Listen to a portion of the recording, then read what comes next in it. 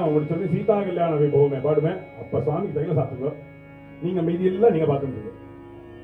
மந்திரங்கள் எதுவுமே மைக் வச்சு சொல்றது கிடையாது. அது எல்லாரும் நம்ம ஏதோ சந்தியாவந்தனம் பண்றதுக்கு எதுவும் ஆபோசிட்டா சொல்லிட்டு இருக்கோம், தொழிலா சொல்றோமோ சொல்றையோ தெரியல. மைக் வச்சுட்டு அதை உணர வேண்டாம். யாராவது ஒருத்தர் சொல்லி அதை பண்ணிட்டு வேத மந்திரங்களை சொரம் தப்பாவே முதல்ல சொல்லக்கூடாது. அதுவும் மைக் வச்சுருந்தா அலறக்கூடாது. பழைய நாள்ல பெரியவா எல்லாரும் அத்தியனம் பண்ணியிருந்தா அவ எல்லாருமா சேர்ந்து சொன்னா. இன்னைக்கு நம்மளுடைய நிலைமை என்னன்னு நமக்கே தெரியும். வைதி காலம் இருக்கா அவ சொல்லுவான். Thank